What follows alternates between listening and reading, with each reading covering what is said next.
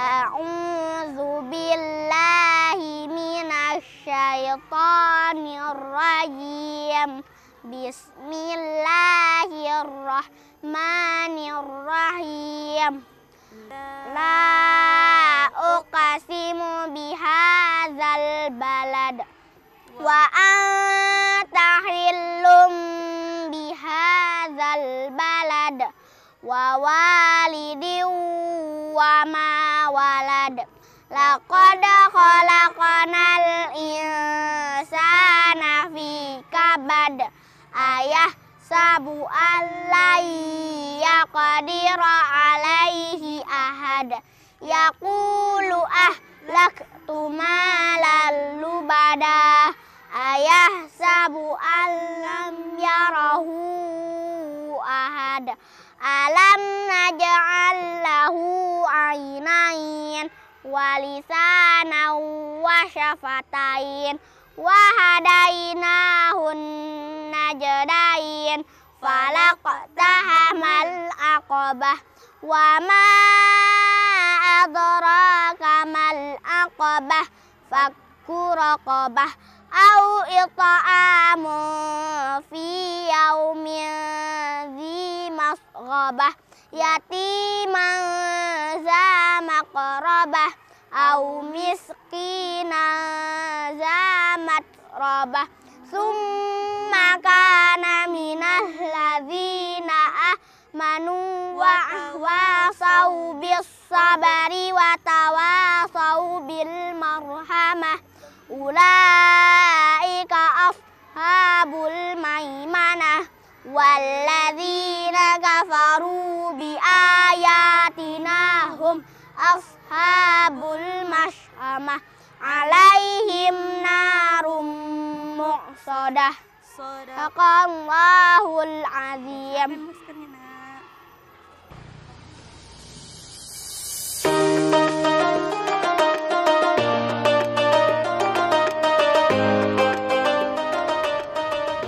Assalamualaikum warahmatullahi wabarakatuh. Apa kabar Anda pemirsa Jejak Islam? Senang sekali saya Firgi Randa dapat menjumpai Anda di Jejak Islam kali ini. Nah, di Jejak Islam kali ini saya akan mengajak Anda untuk melihat salah satu sekolah keislaman yang ada di Kota Pangkal Pinang yang menerapkan pendidikan Islam dan juga pecinta Al-Quran.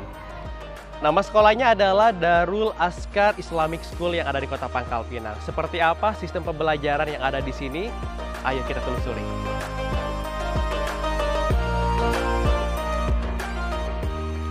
Assalamualaikum Ustaz. Waalaikumsalam Pak. Silakan saya temani Pak. Oke, langsung keliling ya Ustaz ya.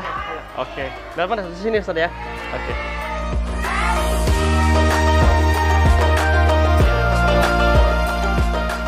Ditemani Ustadz Abdul Razak, saya diajak berkeliling Darul Azkar Islamic School untuk melihat proses dan metode pembelajaran yang ada di sini.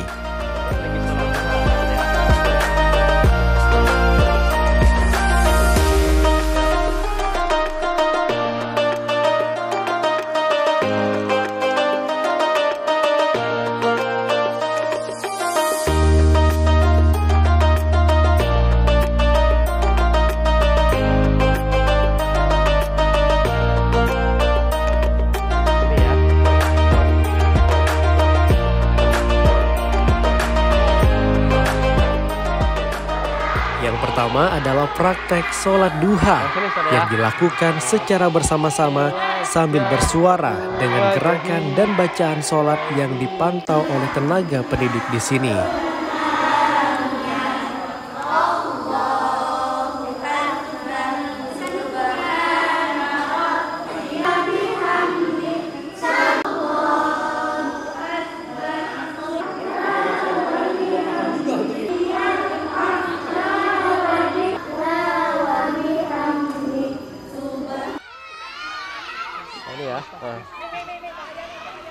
Nah pemirsa Jejak Islam, setelah tadi kita melihat proses pembelajaran salat duha Ustaz ya. Nah kali ini kita akan melihat kelas tahfiz Quran. Nah ini dinamakan juara Ustaz ya tadi ya. Ini bedanya dengan kelas yang lain apa Ustaz? insya Allah mereka ini lebih cepat menangkap Ustadz dalam menghafal Al-Quran. Jadi lebih kita kumpulkan anak-anak yang lebih cepat menangkap menghafal Al-Quran. Oh, di sini ya Ustadz ya? Ya, jumlahnya ada 10 orang. 10 orang. Oke, boleh kita langsung ke situ. Bagi anak murid yang mempunyai kemampuan lebih dalam menghafal bacaan Al-Quran akan dimasukkan ke dalam kelas juara. Di sini semua anak dipantau hafalan dan bacaannya dalam program tahsin. Bismillahirrahmanirrahim. Alam nashrah laka sadrak wa wada'na anka wizrak alladhi anqada dhahrak wa rafa'na laka zikrak fa inna ma'al usri yusra inna ma'al usri yusra fa idza faragta fansab wa ila rabbika farghab. Shadaqallahul azim.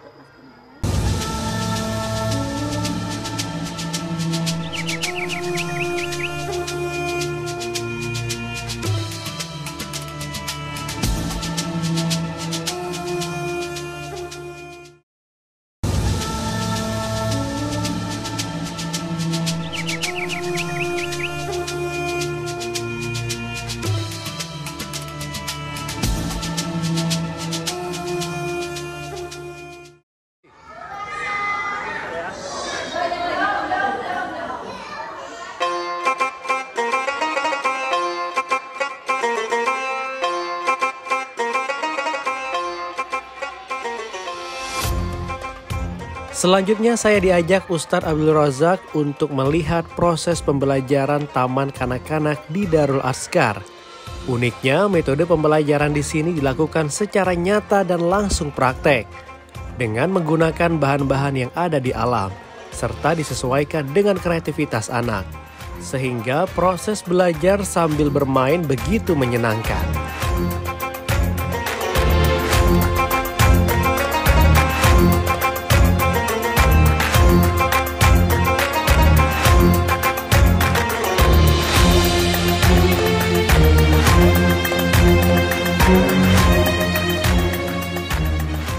Tidak hanya di TK, namun metode pembelajaran di sekolah dasar pun demikian. Meskipun disesuaikan dengan target kurikulum, namun tenaga pendidik diminta memiliki metode penyampaian yang mudah dimengerti dengan adanya gambar atau games yang diberikan kepada anak sehingga tidak terasa membosankan. Yang ini tempelnya udah ada lemnya. Menaranya di mana? Untuk metode Bunda, sering Ustadz Dede sampaikan at-tariqah ahammu minal madah. Jadi metode penyampaian itu lebih penting daripada materinya. Metode sini adalah proses, materi adalah hasil yang kita tuju. Jadi bagi kami tidak ada anak yang bodoh, namun metode yang tepat dan guru yang tepat. Atau guru yang lebih sabar. Nah, ketika metodenya tepat, maka bagaimanapun kemampuan anak itu, insya Allah itu bisa berkembang. Lagi-lagi anak mempunyai bakat masing-masing. Jadi yang paling pertama adalah kami mempelajari dulu psikologis anak-anak. Jadi anak-anak ada tipenya yang visual, ada tipenya yang audio, dan fitrah anak-anak memang bermain. Artinya boleh disampaikan dengan cara melalui bermain. Namun bukan berarti tidak mengikuti kurikulum dan tidak ada pencapaian. Di sini kita juga ada pencapaian dan ada penilaian. Untuk guru-guru sendiri, kami anjurkan untuk berimprovisasi, untuk berkembang lebih baik lagi. Jadi kalau memang silakan mau belajar di luar, mau belajar di dalam, ataupun mau game, mau disembunyikan, atau dipotong-potong menjadi puzzle, itu tidak masalah. Kadang anak kalau melalui atau dengan cara bermain, mudah diingat, atau dengan nyanyian juga silahkan. Jadi kayak bahasa Arab, bahasa Inggris, selain kami berikan atau talaki kosakatanya, kami dampingi dengan nyanyian. Sehingga anak-anak tidak merasa itu menghafal, tetapi mereka merasa bernyanyi. Dari nyanyian itulah mereka tahu kosa-kosa kata bahasa Arab, kosakata bahasa Inggris. Jadi yang pertama penting bagi guru-guru ataupun tenaga pendidik mengetahui psikologis anak-anak, bagaimana cara belajar anak itu masing-masing, baru dikembangkan dengan cara yang menyenangkan. Karena jika mereka sudah merasa sulit, sudah merasa beban, takutnya nanti ada traumatis, atau sebelum belajar itu sudah terpikirkan berat terlebih dahulu. Jadi metode yang kami kembangkan di sini ialah memang sesuai dengan fitrah anaknya. Jadi kalau memang bermain, boleh melalui metode bermain, dan penyampaian itu tidak hanya dengan kata-kata. Artinya kalau memang segitiga, kalau memang lingkaran, kita bawa bentuk lingkaran seperti jam.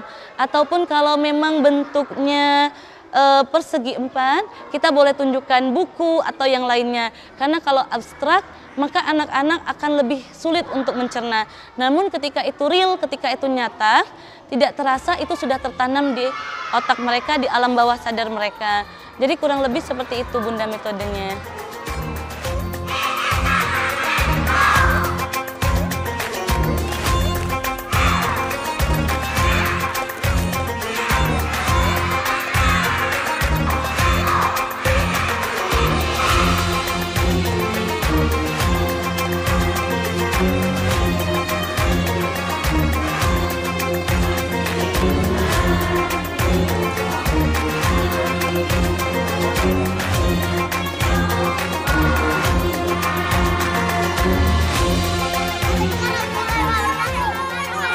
Darul Azkar memiliki target pembelajaran yang sederhana, yaitu anak mengerti apa yang dipelajari dan bisa mengaplikasikan materi yang diajarkan dalam kehidupan sehari-hari. Waalaikumsalam.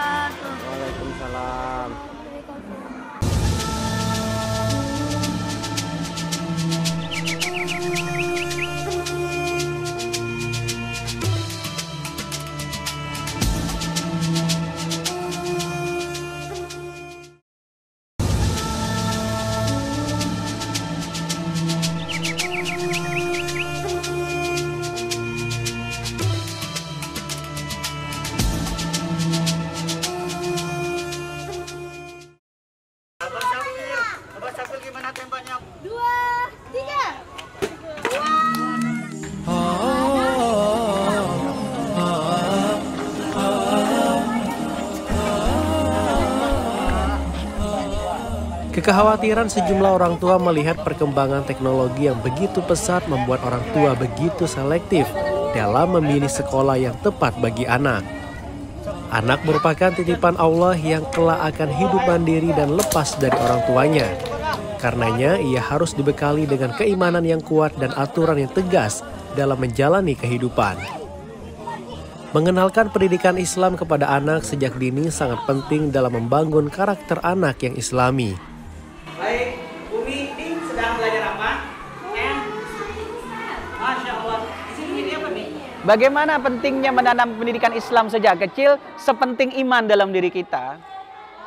Kalau seandainya kita menganggap iman itu penting dalam diri kita, pasti kita kawal, kita jaga, kita bina, kita hadirkan lingkungan yang mampu menjaga keimanan kita.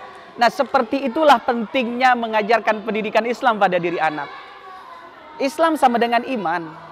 Maka kalau seandainya kita anggap pendidikan Islami penting, ya sama dengan kita menganggap pentingnya iman itu dalam diri mereka. Maka untuk menjaga lingkungan, menghadirkan pemahaman Islam yang baik pada diri anak di sini, Darul Azkar, alhamdulillah juga bukan sekedar membuka sekolah untuk anak, tapi juga ada sekolah orang tua yang kita sebut dengan parenting. Kegiatan parenting yang kita adakan 1 tahun 4 kali minimal. Pemateri baik dari dalam maupun dari luar. Kemudian juga untuk orang tua kita ada program tahsin. Program tahsin orang tua setiap hari Sabtu. Dan kemudian juga kita ada program santri weekend yang terkadang diikut sertakan oleh orang tua. Sehingga kita satu frekuensi. Di sekolah memahamkan tentang pentingnya pendidikan Islam. Di rumah pun satu frekuensi. Memahami bahwa penting juga untuk menanamkan pendidikan Islam pada anak. Jangan sampai nggak balance. Di sekolah kita pahamkan pendidikan Islam yang kuat, ternyata di rumah buyar semua. Maka biar terjaga kita bangun lingkungan itu.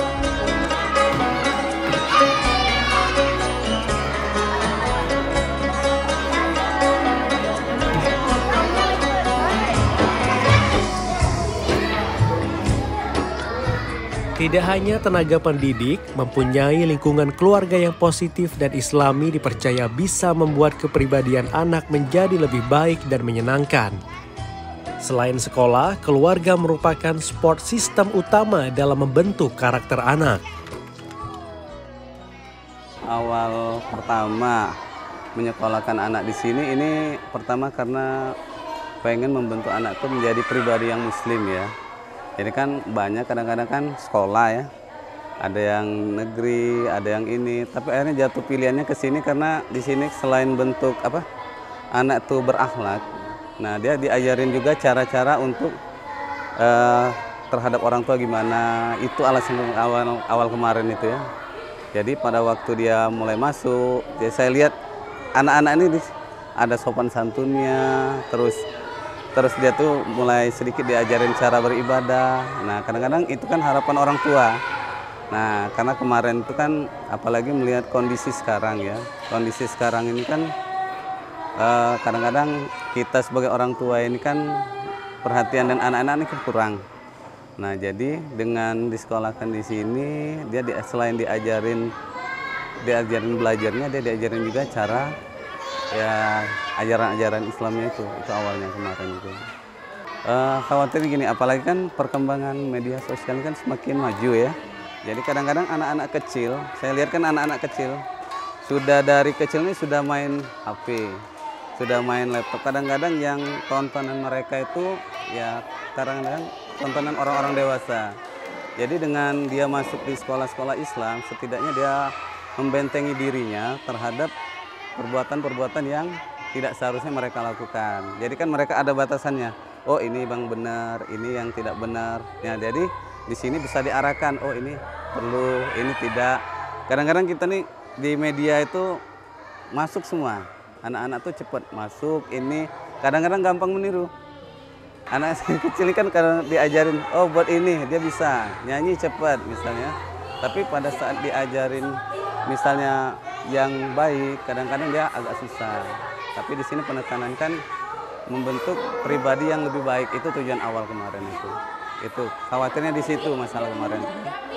Jadi kalau anak saya setelah belajar di sini, yang tadinya pertama dari tingkah laku ya. Tingkah laku tadi yang terhadap orang tua misalnya agak cuek. Jadi misalnya dari hal-hal kecil, misalnya berangkat sekolah dia salam, mengucapkan assalamualaikum, terus masuk rumah juga salam, terus dengan orang lain dia agak hormat. Jadi kalau selama ini terus interaksi dengan teman-teman, kalau dulu anak saya itu pemalu. Nah semenjak masuk di sini dia mulai berkembang, jadi dia bersosialisasi tapi istilahnya terkontrol, dalam arti dia bermain tapi tidak menyakiti temannya. Di situ kemarin di situ, jadi perkembangan anak itu banyak sih, dari tingkah lakunya semakin menjadi lebih baik.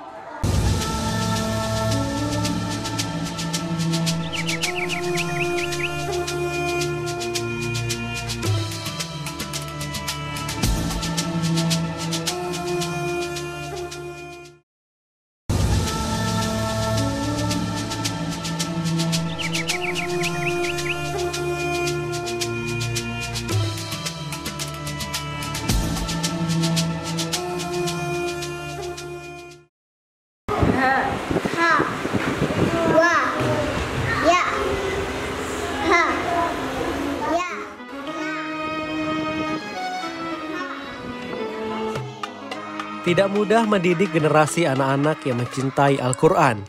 Peran lingkungan dan tenaga pendidik menjadi faktor utama dalam menciptakan anak pecinta Al-Quran. Bagaimana cara anak cinta Al-Quran? Yang paling penting pertama itu adalah lingkungan. Lingkunganlah yang mencetak anak itu seperti apa. Baginda Nabi bahkan saking pentingnya terkala lingkungan ini beliau sampaikan, al-jar qabla dar. Cari tetangga dulu, baru bikin rumah. Jangan kebalik, bikin rumah dulu, baru cari tetangga. Nah begitu juga kalau saya istilahkan dengan sekolah. Lihat dulu siapa tenaga pengajarnya, siapa tenaga pendidiknya, bagaimana lingkungannya, apakah kondusif. Kalau sudah kondusif, titipkan. Selain itu baru menyusul. Jangan terbalik, lihat gedung yang bagus, kemudian yang nganternya mobilnya banyak-banyak. Tapi kita nggak selektif sampai seberapa jauh lingkungan bisa mencetak. Jadi bagaimana caranya? Ya kita membangun lingkungan yang bagus, dan yang kedua pastinya dengan tauladan. Setiap hari kita bercerita tentang ketauladanan, bagaimana baginda Nabi dan para sahabat, dan juga diikut sertakan oleh ustadz ustazahnya memberikan tauladan.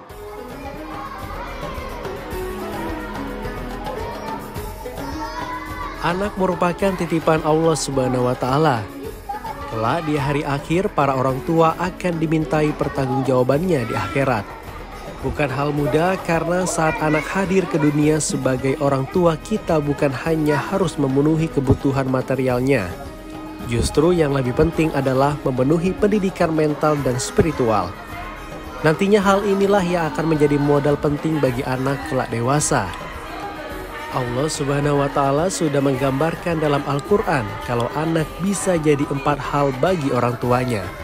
Apa saja? Pertama, anak sebagai penenang hati, penyejuk jiwa, dan pemimpin orang-orang yang bertakwa.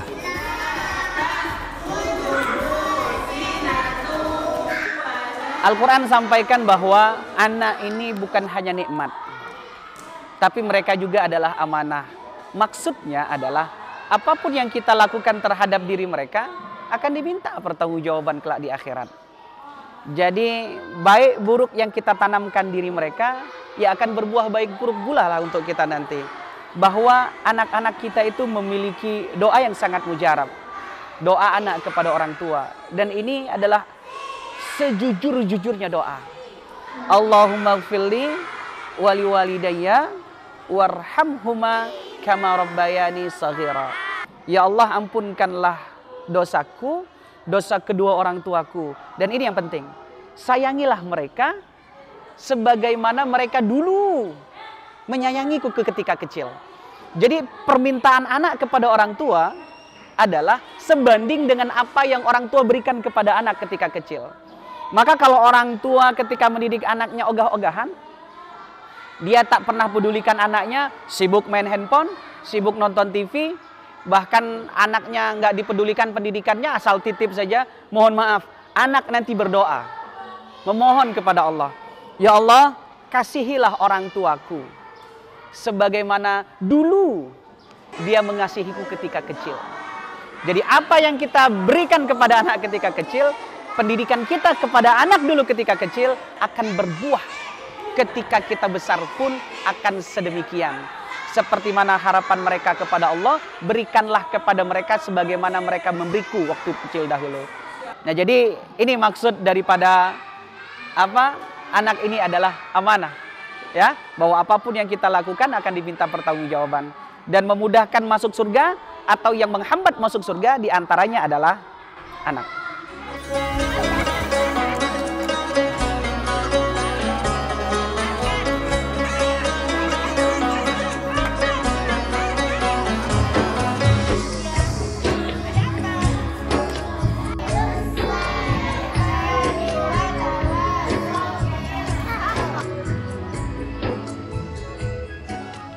Pemirsa Jejak Islam, demikianlah perjalanan saya menelusuri sekolah Islam yang ada di Kota Pangkal Pinang, Darul Azkar. Semoga ini bisa menginspirasi, terutama dalam mendidik anak usia dini agar cinta terhadap Al-Quran.